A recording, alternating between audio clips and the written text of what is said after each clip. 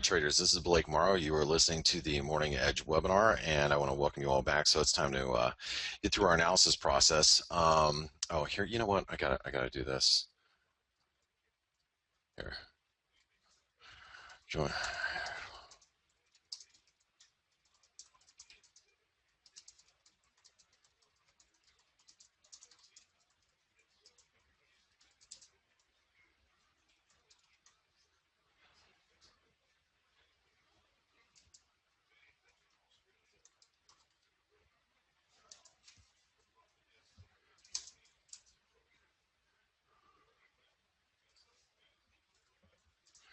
Okay, I just wanted to tweet out a link, make sure everybody had a link to what to our webinar because I want to get started right now on the analysis portion. So here we go. All right. So and thanks guys for those of you that are retweeting that. I appreciate that. Okay, let's go to the euro dollar. So we're starting at the euro right now, and like I said, the thing about the euro dollar is I'm a little upset that we haven't been able to bounce this far. I still believe that we have the opportunity to bounce. I just don't know what to do with it right now. I mean, our battle lines are pretty drawn as they were yesterday. They haven't changed. When I say battle line, that means that we have this 24% retracement and previous support resistance up here, and you know, we came within striking distance of that yesterday. I mean, we came to a high of 112.30 and we had resistance, I believe, if I'm not mistaken, we had it drawn out at we had it written down at 112.35. So this 112.30 is going to be resistance today. If we can clear it, that is going to expose a move to 111 excuse me, 113. All right, and that's what I'm hoping is going to happen. I'm really hoping that we do this. You know, that we move like this and then come back down. Now, I'm not going to play the euro on the long side making that assumption, but that's what I'm hoping is going to happen. You know, I traded the euro dollar. I actually scalped out of some pretty good trades yesterday. I was really in scalping mode yesterday predominantly, and today I'm probably going to do a lot of the same. You know, until I can position myself ahead of the FOMC. I just kind of want to scalp in and out of some trades. But right now, the euro dollar, you know, it's like, what do you do with it down here? 111 should offer some really strong support. 112.30 should offer some key resistance. I think we are range bound at the moment. Okay, so 111 is going to be support. 112.30 is key resistance to the upside. We are still in a range environment. Okay, and you know, that's just what we're dealing with right now. And you know, hopefully things will change over the next couple of days where we can get you know, like I said, hopefully a better opportunity to be on the short side. And if you want to be on the long side of the euro, I mean, that's not my cup of tea, but if it's something that you are looking to do, I would do it near 111. I mean, if you're gonna be on the long side of the euro dollar, I think down there is the place you want to do it. Just because it's obviously, you know, it's going to give you the best risk for your trade, in my opinion. Okay, you know, flip side would be, you know, being on the short side up here would be like that. That's my preferred entry, would be way up here. Trading it right now, though, I don't think you have a whole lot of an edge right at this moment in time. Okay, let's take it over to the cable. So the pound, you know, we retraced back to, I think this is the 38% retracement, if I'm not mistaken. So first and foremost, let's talk about the importance of where we hit on Friday. So if you didn't see this on Friday because you weren't on the Lunch Money webinar, or you're not a Wise Trade member and you didn't see the alert that went through, the cable hit major support. It was a horizontal support, but more importantly, it was you know, you can see the extension of this this move from low to high. Okay, that was 127% extension from this low to this high, 161% extension. Okay, so that really is what created the move from the bottom. Now, yesterday we wrote down resistance at 124 or 154 and a quarter. Why did we write down yesterday at 154.25? Because that was previous support. Okay. Current resistance.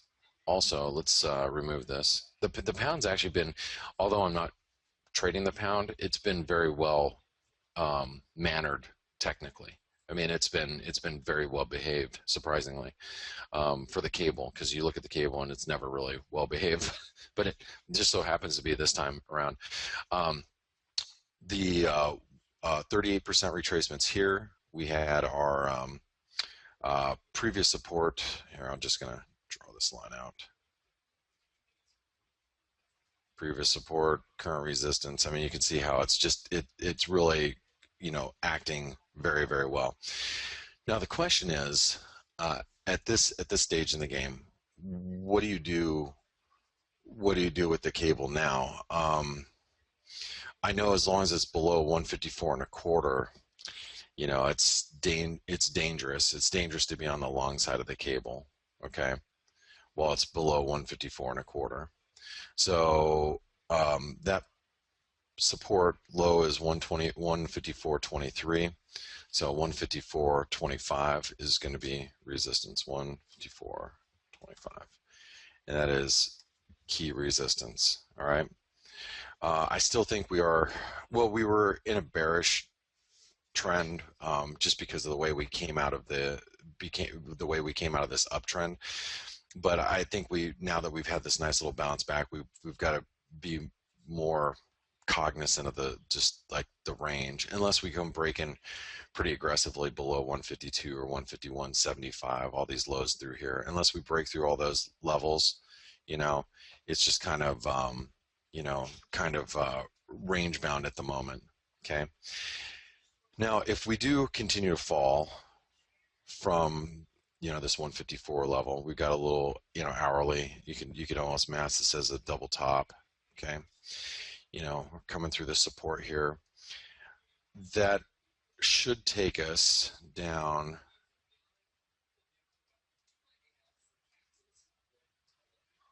this previous support here, which comes in at let's call it one. That would take us down to 153, but let's imagine an overshoot, which is, you know, with the cable is completely normal. 152.90. Okay. So I would assume this is going to be really good support as we come through, you know, we sell off through here. 152.90 is, you know, you have to imagine us passing through 153, pulling some stops below there, and then bouncing. If you want to be long the cable, you know, I'd probably wait for that. I'd wait for a move down here and then get long.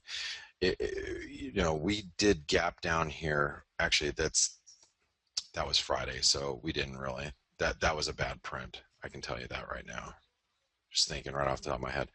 50% retracement also coincides with the with that support. So 152.90 is going to be key support. 152.90. If you want to get long down there, that would be the place to do it. Okay. If the cable drops today, you're going to get long down at that support.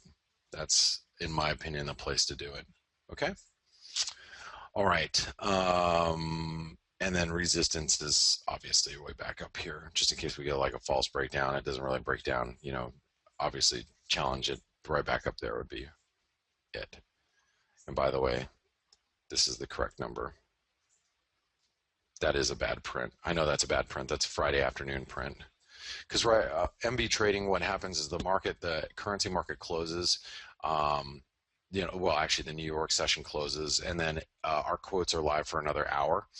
And right at the last like 2 minutes, just before our quotes die down at 5 o'clock Eastern, the bid drops and the ask pulls away. So we get this downtick that gets registered. So anyway, 38% retracement, 50% retracement there. That's what's gonna contain us from here.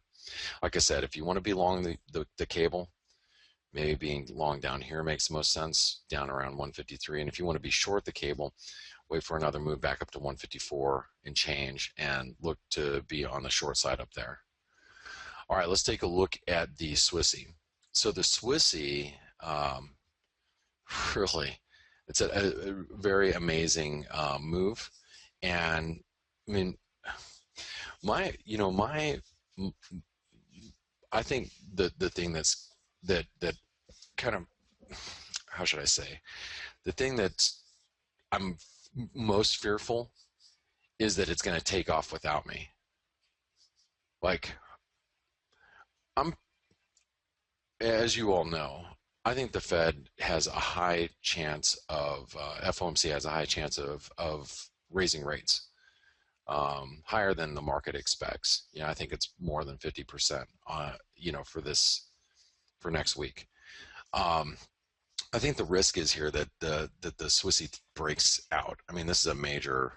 If you go over to the this trend line that comes all the way down from 2001 through the highs, just before the Swiss National Bank dropped the floor, post Swiss National Bank a month ago, where we're at today. Break above 98.50 would be a big breakout. Even if you just say, well, I'm not counting all the way back to 2001, fine. Count from the Swiss National Bank previous to them dropping the floor in the Euro Swiss. Just the last year, we have a trend line that comes into play like right here. Well, 70 or 80 pips higher than where we're at. I think the risk is that we break through that before the FOMC. And I don't want to, the last thing I want to do is chase the dollar ahead of the FOMC. That's the last thing I want to do. I don't want to, be chasing the dollar Swiss, up towards 99 cents. And it's not even Monday of next week, and we have the FOMC on Wednesday and Thursday, and here we are trying to get long the dollar Swiss because technically it says it's the right thing to do. I don't want to do that. I'd rather wait for it to pull back towards 96, cents or so, because we're at 98 right now. I'd like to see it pull back a couple hundred pips to get long ahead of the FOMC. I just don't know if it's going to do that. And the Swissy is relentless. It dips like, look at overnight. I mean, 50, 60 pip dips in the Swissy, they're gobbled up.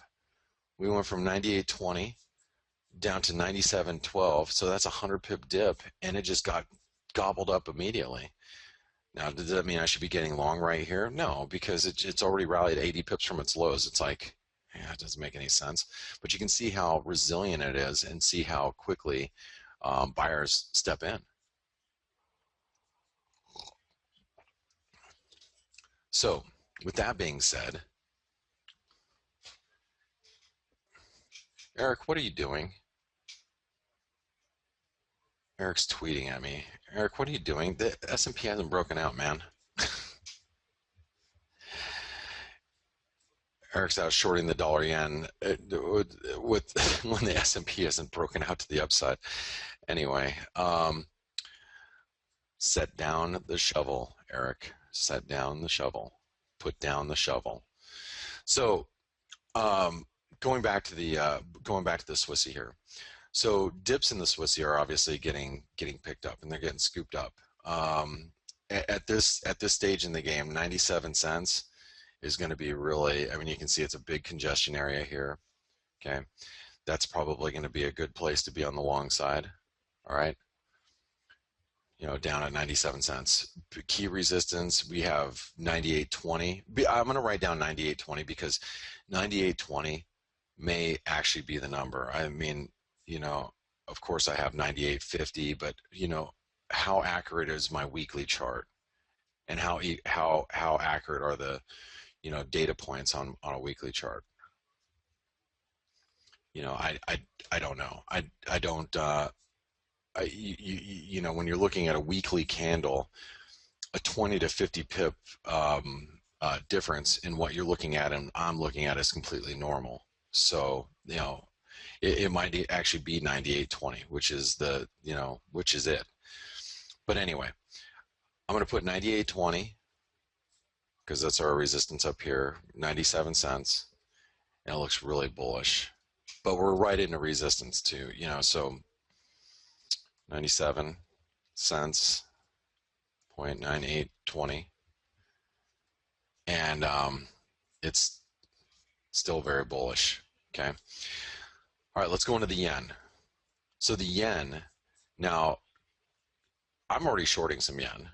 I don't mind getting myself into a short in the dollar yen. I have no qualms about it whatsoever. While the S&P remains below 1995, which you can see we're at 1987 right now, I don't mind being on the short side of the dollar yen. We do have some momentum here. It's obviously hitting new highs. 786 retracement comes in at 21.06. That looks like likely that we're going to hit it. Okay. See how we broke out above this resistance? This is just carrying momentum. It's just, getting traders stopped out, getting people all bullish. But, 2110 is probably going to be, where we take out stops above 121, which looks like it's going to happen while we're talking here.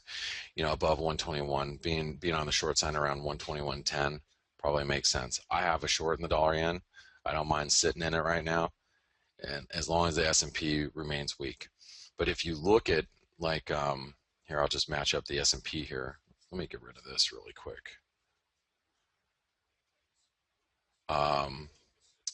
If you look at the E-mini futures here,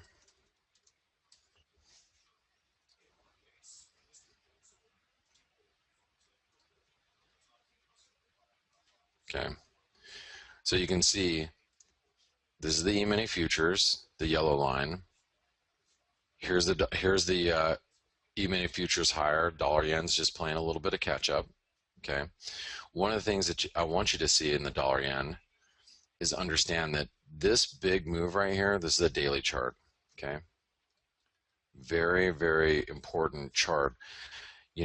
We could rally theoretically all the way up towards 122 yen. Now, I don't think that's going to happen. I really don't think that that's going to be the case, but it could be. We could rally all the way up there and still stay what I consider bearish in the dollar yen. Because remember, these moves that you see here, this move right here, I'm going to draw it out for you. And you guys have been listening to me for 5, 8, 10, 12, 13 years. Those of you that know exactly what I'm going to say right now. When you see a big red bar like that, or multiple big red bars like that, they have repercussions. They bring more big red bars. Okay, we may be seeing a bit of a recovery at the moment. Okay, but at some point, in my experience, you're going to see, more than likely, you're going to see a resumption of downtrend. How high we get here is the question. Okay, that's the question. How far do we retrace before it starts rolling over again?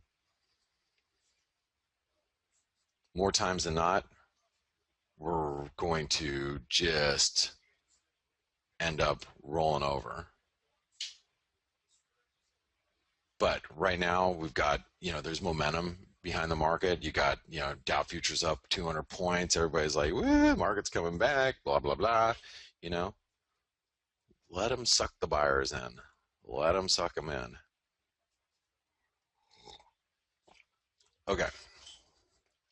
So with that being said, let's go back to the dollar yen. So the dollar yen, 121.05 or 06. That looks to be the, you can see relative strength is even diverging on this move higher. So 121.06 should be resistance. That's a 786. 121.06. And it is still a bearish trend. And I know you guys go, what? It's screaming higher. What do you mean it's a bearish trend? It is a bearish trend. It's just retracing inside of a bearish trend. Okay. Now let's figure out where the support is. And let me go ahead and get rid of this. So here's the hourly support. Now this is what's going to tell us it's turning lower. So if we move back down below 120.50 at this point, then you'll know that it's ready to go. If you want to be conservative and you want to wait, wait for us to pop the stops, get everybody out, then it reverses. Once it reverses through this downtrend line, that's when the momentum really starts to build the other direction. All right, so right now that up sloping trend line comes in around 120.50.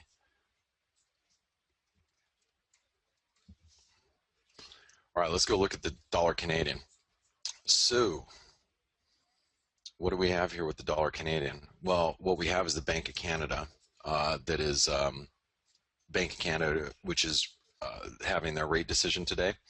So here's Forex Factory. Okay, if you look at the BOC today and you look at here, I'm going to just draw this out for you.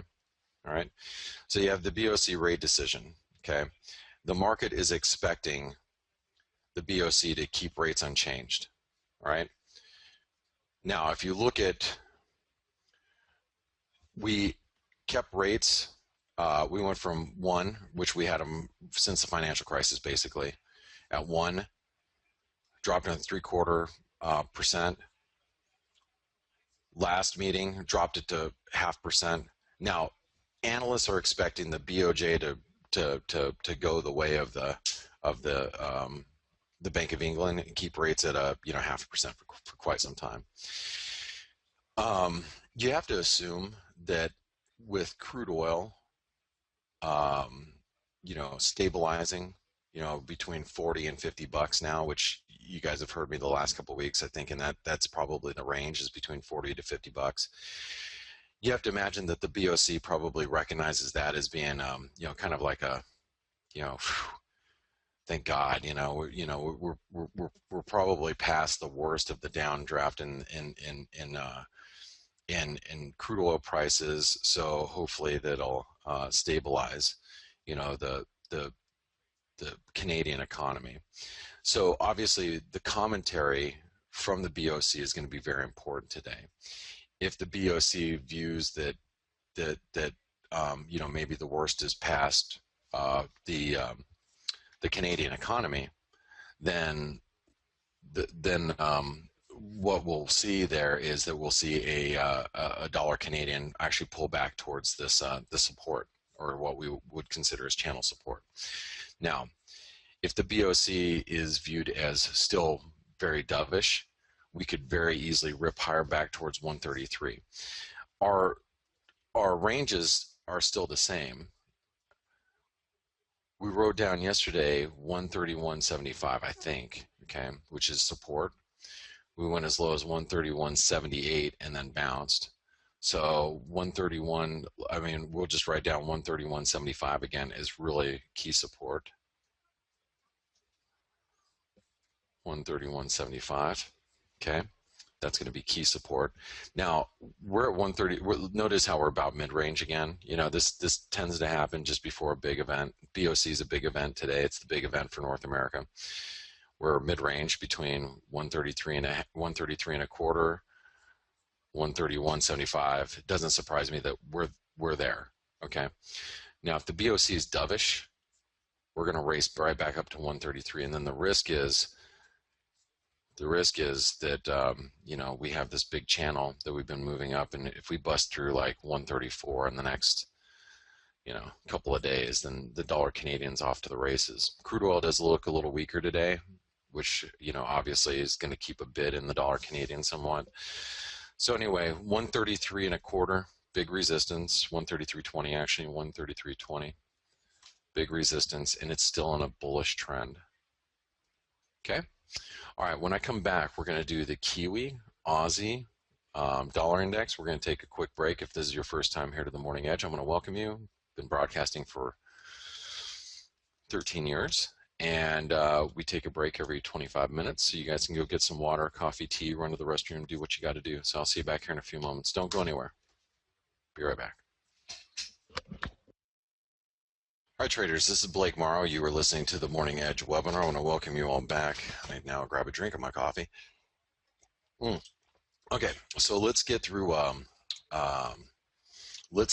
the Aussie, the Kiwi, dollar index, and some of these Nordic currencies are still they're pretty weak this morning too. Let's go ahead and let's get over to the Aussie. or the Kiwi. Actually, we'll start with the Kiwi first.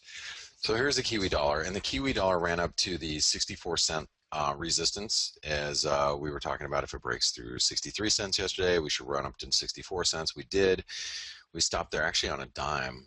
We hit a high of 64.01, and we reversed. So that's obviously where the rubber meets the road, which is good to know, because this is like what we like to consider the bull bear line right now. I mean, while we're below 64 cents, it's bearish. While it's above 64 cents, and it's bullish. So it's like the nice bull bear line in the Kiwi dollar. Remember, the Kiwi's locked in a really steep downtrend, but we have the potential to actually start some sort of reversal here. And I think the 64, obviously, a move back to 63 will be really important. Um, Whenever you're in a severe trend like this, like the one that we're looking at, um, you start to get on the lookout for reversal patterns. Like, could we theoretically develop some sort of head and shoulder pattern here, and move higher? It's possible. I would say that's way premature for those of you that are thinking it. But 64 cents is resistance. Buying it back down at 63 cents makes sense to me right now. All right, so support 63 cents and resistance 64 cents, and we are in a bearish trend. Okay. All right, let's take a look at the Aussie.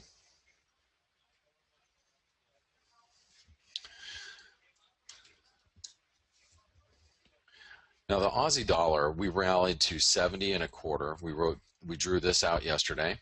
Okay, this was resistance, and we came and hit it to the T at 70.65. Sorry, it's not 70.75, 70.65.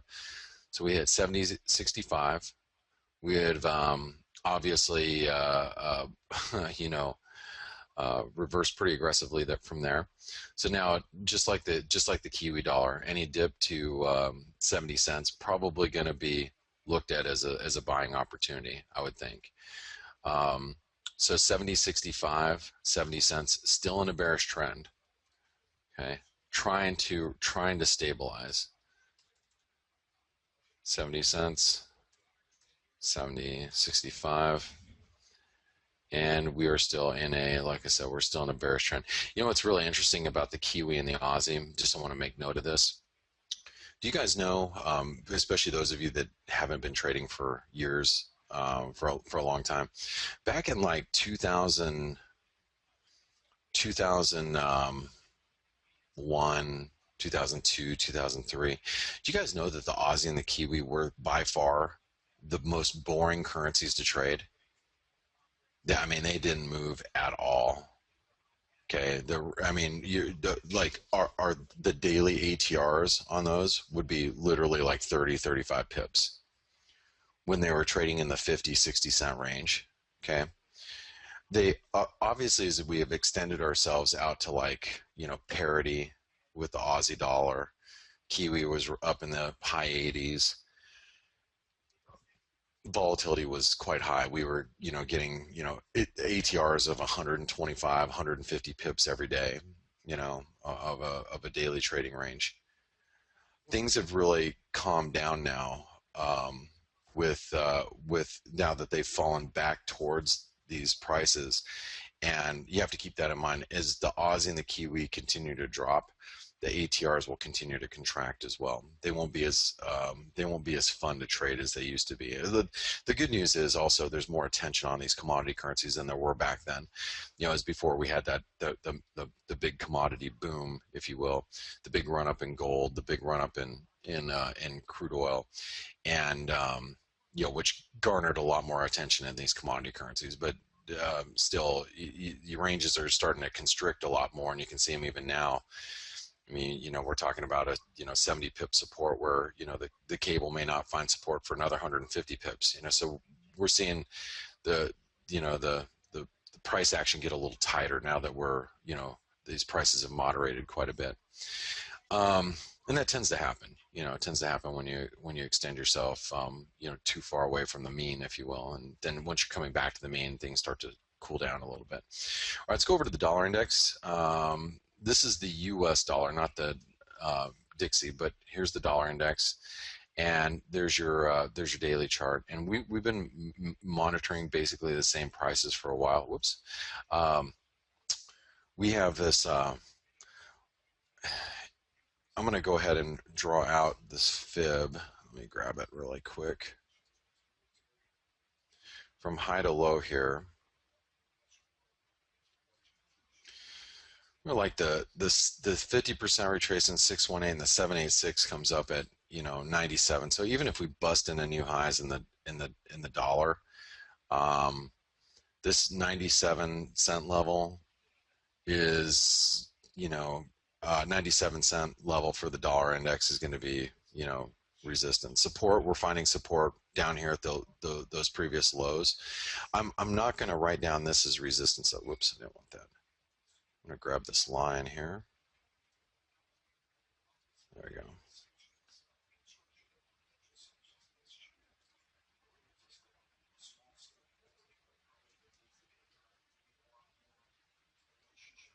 Okay.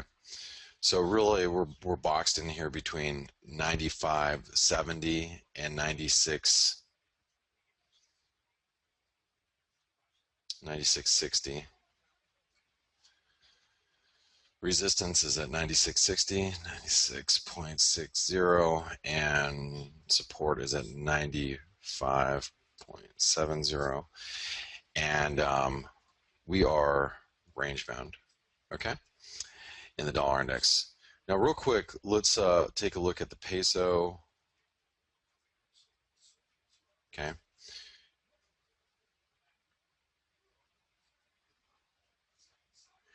Peso is really, just kind of range bound. We found support at the 50% retracement, and then on the rally back, we found resistance at the 50% retracement on the rally back. So, and we have really just been boxed in this area. You can see the red lines that are there. That's why they're there. I'm going to get rid of the fibs, but you can see this is really what the peso is dealing with right now. In a strong uptrend, but we're channeling. Not much to do there. U.S. dollar, Norwegian krona. Still very, very much holding its recent gains, despite the bounce that we've seen in crude oil. The U.S. dollar, Norwegian krona still seems very, very weak. With crude oil bouncing up towards 50, the U.S. dollar, Norwegian krona should have slipped back towards 750, and it just didn't. So very strong, but no, there's nothing to do here while it's in the middle of that range. Unless you want to pick it up at the lower end of the range, but we're not even anywhere close to that. Same with the Swedish krona. Swedish krona, it's like we're range bound, but right in the middle here. Not a lot to do just yet.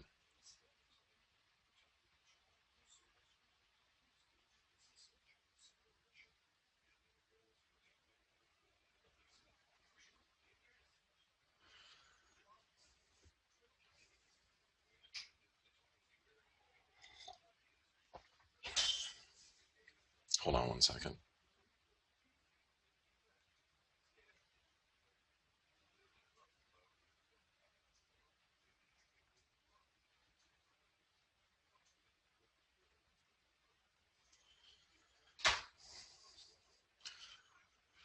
Okay.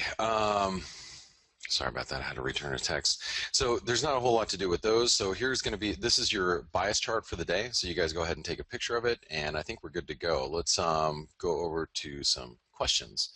Where am I? Let's see, question-wise. Get over to some questions.